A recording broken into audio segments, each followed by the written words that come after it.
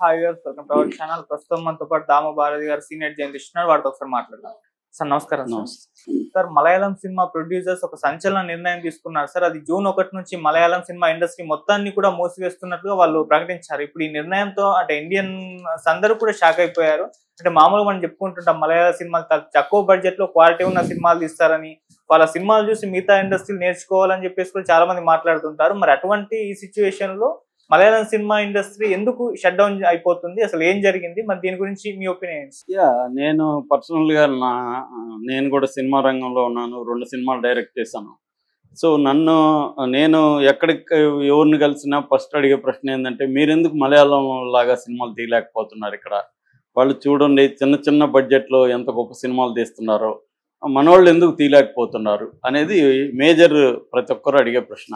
ఎందుకంటే కోవిడ్ తర్వాత, ఓటీటీలు ఓపెన్ అయిన తర్వాత, కోవిడ్కి ముందు మలయాళం సినిమా చూసే వాళ్ళ సంఖ్య చాలా తక్కువ ఉండేది. కోవిడ్ తర్వాత విపరీతంగా మలయాళం సినిమాలు చూసే వాళ్ళ సంఖ్య బాగా పెరిగింది. ముఖ్యంగా ఓటీటీ ప్లాట్ఫామ్స్ విపరీతంగా రావడంతో మలయాళంలో తీసే మలయాళం సినిమాలు చూడడం అనేది పెరిగింది. నిజానికి మలయాళం ఇండస్ట్రీ కూడా ఎప్పటి నుంచో వాళ్ళది ఫస్ట్ ఫిల్మ్ 1928లోనే సైలెంట్ ఫిల్మ్ వచ్చిందన్నమాట. విగతో కుమారన్ అని ఫస్ట్ మూకీ అంటారు, 1928లో వచ్చింది. దాని తర్వాత 38లో బాలన్ అని టాకీ వచ్చింది. అప్పటి నుంచి కూడా మలయాళం ఉంది. దాని తర్వాత మనకి సౌత్ ఇండియాలో కన్నడలో, తర్వాత మలయాళంలో న్యూ వేవ్ ఫిల్మ్స్ కూడా ఈ 2 భాషల్లోనే ఫస్ట్ వచ్చాయన్నమాట. ఒక రకంగా చెప్పాలంటే కన్నడలో ముందొచ్చాయి. మన తిక్కవరపు పట్టాభిరామరెడ్డి అని ఇక్కడ నుంచి కన్నడలో వెళ్ళి ఆయన శృంగార మాస కానీ లేకపోతే కొన్ని సినిమాలు ఆయన షూట్ చేశారు. అలాగే మలయాళంలో కూడా ఎప్పటి నుంచో ఉంది న్యూ వేవ్ ఫిల్మ్ మేకింగ్ కానీ, కొత్త టెక్నాలజీ కానీ. ముఖ్యంగా ఇండియన్ వైజ్గా సినిమా రంగంలో ఉండే గొప్ప టెక్నీషియన్లు చాలామంది, కెమెరామెన్లు కావచ్చు, మ్యూజిక్ డైరెక్టర్లు కావచ్చు, సౌండ్ పూపుట్టి ఇలాంటి వాళ్ళు సౌండ్ కావచ్చు, ఇలాంటి వాళ్ళందరూ మలయాళం నుంచి వచ్చిన వాళ్ళు ఉన్నారు. అలాగే మలయాళంలో ముందు నుంచి కూడా ఒక డిఫరెంట్ లైఫ్ని డిపిక్ట్ చేసే రియలిస్టిక్ సినిమాలు ఉన్నాయి. అట్ ద సేమ్ టైం మలయాళంలోనే భయంకరమైన బూత్ సినిమాలకి పుట్టినిల్లు కూడా మలయాళమే. మనకి షకీలా కావచ్చు, అంతకుముందు కూడా విపరీతంగా అసలు మలయాళ సినిమా అంటేనే బూత్ సినిమా అనే ట్రెండ్ నడిచింది కొద్ది రోజులు. చివరికి షకీలా మమ్ముట్టికి, మోహన్ లాల్కి కూడా పోటీ ఇచ్చింది. మరి అంత గొప్ప నా ప్రశ్న నన్ను అడిగే వాళ్ళకి నేను చెప్పేవాడిని, అంత గొప్ప మలయాళం సినిమా అయితే షకీలా సినిమాలు కావచ్చు, పోర్న్ ఇండస్ట్రీ అక్కడ ఎందుకు వచ్చింది? అంత గొప్ప వాళ్ళు అయితే మలయాళం వాళ్ళు. అంటే నీకు నచ్చితే చూడు, అంతేగాని అది గొప్ప, తెలుగు సినిమాలు చెత్త అని మాట్లాడొద్దని నేను చాలామందిని అడిగేవాడిని. అట్లా అనుకుంటే రెండో ప్రశ్న ఏంటంటే సాహిత్యంలో మలయాళంలో ఒక నవల వస్తే 50,000 కాపీలు, 1,00,000 కాపీలు అమ్ముడుపోతాయి. అంటే చదువుతారు. తెలుగులో ఎందుకు చదవరు? తెలుగులో మరి ఎందుకు గొప్ప సాహిత్యం, మలయాళం సాహిత్యంతో పోలిస్తే గొప్ప సాహిత్యం తెలుగులో ఎందుకు రాదు? సినిమా అన్న మార్కెటింగు, ట్రేడు, వ్యాపారం, డబ్బులు పెట్టాలి, డబ్బులు వెనక్కి రావాలి, ఇవన్నీ ఉంటాయి.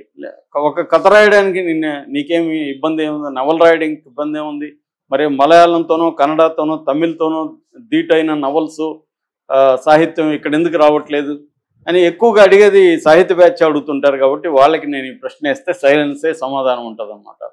సో ఇలాంటి ఒక నేపథ్యంలో నేను లాస్ట్ ఇయరే చూశాను ఈ న్యూస్. లాస్ట్ ఇయర్లోనే మొత్తం 2024లో దాదాపు 200 సినిమాలు తీస్తే ఓన్లీ 24 సినిమాలు మాత్రమే సక్సెస్ అయినాయి. మనమేమో ఈ 24 సినిమాలు చూస్తుంటారు మనోళ్ళు, చూసేసి మలయాళం సినిమా ఎందుకు చూడలేదు? అరే బాబు, నేను అదే చెప్తాను, నువ్వెన్ని చూసావు లిస్ట్ అయ్యి, ఎన్ని అక్కడ చెత్త సినిమాలు వచ్చాయి నేను కూడా లిస్ట్ వేస్తా.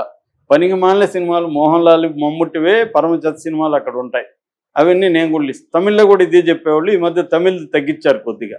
తమిళ్లో కూడా వచ్చేది ఏంటంటే ఒక 10 ఫిలిమ్స్, ప్రతి ఇండస్ట్రీలో ప్రతి ఫిలిమ్స్ డిఫరెంట్ ఫిలిమ్స్ వస్తాయి. తెలుగులో కొంత తక్కువే కంపేర్ చేస్తే, ఎందుకంటే ఇక్కడ మార్కెట్ వేరు, ఇక్కడ డైనమిక్స్ వేరు, ఇక్కడ ఆడియన్స్ టేస్ట్ వేరు. ఫర్ ఎగ్జాంపుల్ తమిళ్లో ముందు నుంచి కూడా విషాదాంత సాహిత్యం అనేది అక్కడ చూస్తారు. అంటే హీరోయిన్లు ఎంత బాధ పెడితే అంత ఎంజాయ్ చేస్తారు ప్రేక్షకులు.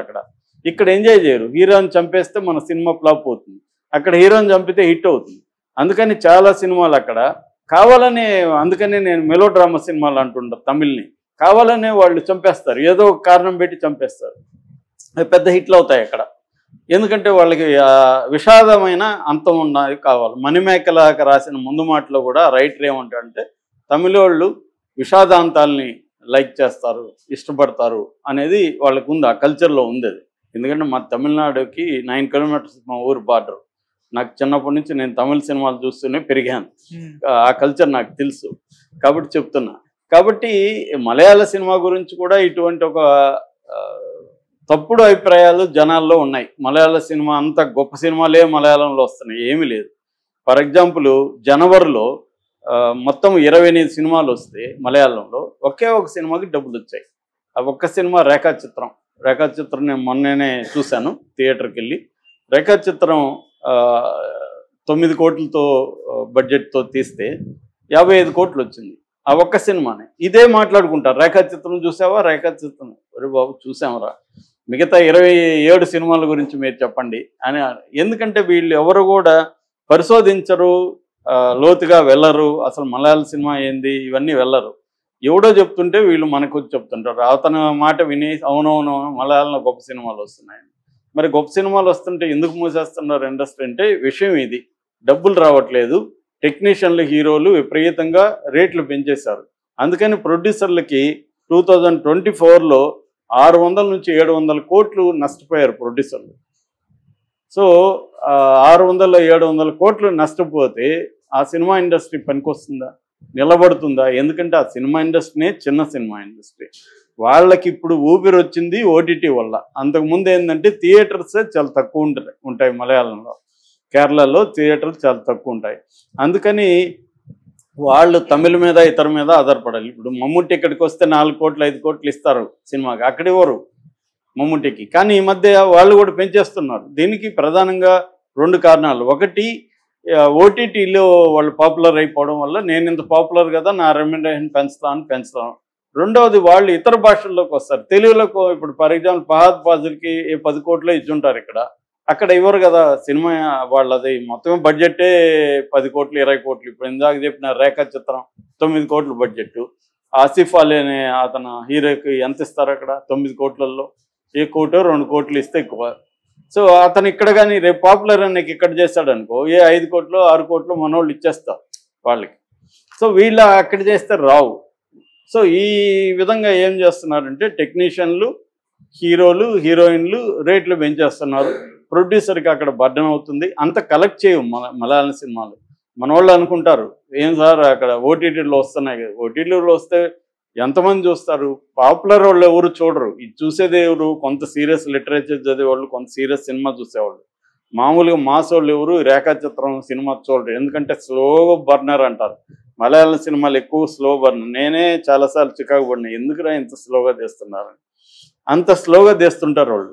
సో ఈ స్లో బర్నర్కి చూడాలంటే ఒక రకమైన మూడ్ వ్యవహారం ఉండాలి మనకి. అది అందరికీ ఉండవు. మాకు కూడా అర్థం కాలేదు ఇది ఎందుకు ఇంత పెద్ద హిట్ అయింది రేఖాచిత్రం అని. కారణం ఏంటంటే అది నాస్టాలజిక్గా ఉంది. వాళ్ళు సినిమా ఇండస్ట్రీ మమ్ముట్టిని వాడారు, జార్జ్ గిద్దన ఆ సినిమా ఇండస్ట్రీలో నాస్టాలజిక్గా ఉంది. అదర్వైజ్ అదేం గొప్ప సినిమా కాదు. కానీ మనోళ్ళకి ఎట్లయిపోయిందంటే మేము అప్పుడప్పుడు అంటుంటాం మన సినిమా కూడా మలయాళంలో తీసి హిట్ అవుతుందిరా బాబు అని. ఎందుకంటే మలయాళం అంటే వీళ్ళకి ఒక దురభిప్రాయం వచ్చేసింది, మలయాళం గొప్ప సినిమా అనే మూడుతో చూస్తారు. అది బాగాలేకపోయినా బాగుందని చెప్తుంటారు, మనం చూస్తే ఏం గొప్పగా ఉండదు. సో ఈ ప్రాబ్లమ్స్ బయటకు తెలియదు. ఇప్పుడు ఏం చేశారంటే జూన్ 1 నుంచి Malayalam cinema film producers association, film employees federation ఈ 2 సంస్థలు జూన్ 1 నుంచి బాయ్కాట్ చేస్తున్నాము అని చెప్పారు. అక్కడ తిరువనంతపురంలో సెక్రటేరియట్ ముందు కూడా ధర్నాలు కూడా ప్లాన్ చేస్తున్నారు. ఎందుకంటే ఇలాగైతే మేము సినిమాలు తీయలేము అంటే ప్రొడ్యూసర్లు, డిస్ట్రిబ్యూటర్లు, ఎగ్జిబిటర్స్ ఈ 3 రకాల వాళ్ళు కూడా సినిమాకి నష్టపోతున్నారు.